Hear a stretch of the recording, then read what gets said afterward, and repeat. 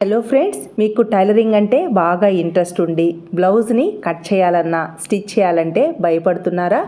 కానీ మనకి plain blouse నుంచి చాలా విషయాలు నేర్చుకోవచ్చు.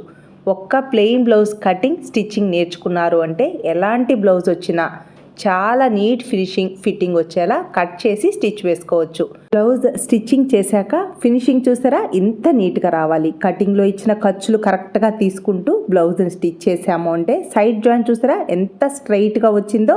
బ్లౌజ్ స్టిచ్చింగ్ కంప్లీట్ అయ్యాక ఇలా రావాలి. సేమ్ మెజర్మెంట్స్తో నాకు ఒకే కస్టమర్ నుంచి 6 బ్లౌజెస్ అయితే వచ్చాయి. ఈ విధంగా స్టిచ్ వేశాను. ఫిట్టింగ్ ఫినిషింగ్ నీట్గా రావాలి అంటే మనం సైడ్ జాయింట్ ఇలా తిన్నగా రావాలి, ప్లస్ గుర్తు రావాలి. ఇలా రావాలి అంటే మనం స్టిచ్చింగ్లో ఎలాంటి టిప్స్ని పాటించాలి, అలాగే సైడ్ జాయింట్ బ్యాక్ పార్ట్కి ఫ్రంట్ పార్ట్కి ఎక్కువ తక్కువలు వస్తున్నాయి అని మన ఫ్రెండ్స్ అడుగుతూ ఉన్నారు. అలా రాకుండా మనం కటింగ్లో ఎలాంటి టిప్స్ని పాటించాలి, సైడ్ జాయింట్ని స్టిచ్ వేసేటప్పుడు హ్యాండ్ లూజ్ దగ్గర నుంచి బ్యాక్ పార్ట్ ఫ్రంట్ పార్ట్ లూజ్ని ఇలా మార్క్ చేసినప్పుడు స్ట్రైట్గా రావాలి. ఇలా 2 స్టిచ్చెస్ ఒకదాని మీదకి ఒకటి వచ్చేలా ప్లేస్ చేసుకొని ఇలా రఫ్ స్టిచ్ వేసుకోవాలి.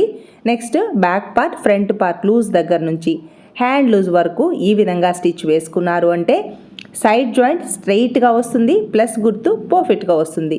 ఇలా 3 స్టిచ్చెస్తో సైడ్ జాయింట్ని స్టిచ్ వేసుకున్న తర్వాత కటింగ్లో ఇచ్చిన ఖర్చులు కరెక్ట్గా తీసుకున్నారు అంటే సైడ్ జాయింట్ చివరికి ఎక్కువ ఖర్చులు అనేది ఉండదన్నమాట. ఇలా నీట్గా వస్తుంది. ఒకవేళ కొంచెం ఎక్స్ట్రా క్లాత్ ఉంటే ఇలా ట్రిమ్ చేసుకోండి. సేమ్ ఇదే విధంగా సెకండ్ సైడ్ జాయింట్ కూడా స్టిచ్ వేశాను. చూసారా ఎంత నీట్గా వచ్చిందో. సైడ్ జాయింట్ ఇలా వచ్చింది అని అంటే బ్లౌజ్ ఫిట్టింగ్ సూపర్గా వస్తుంది.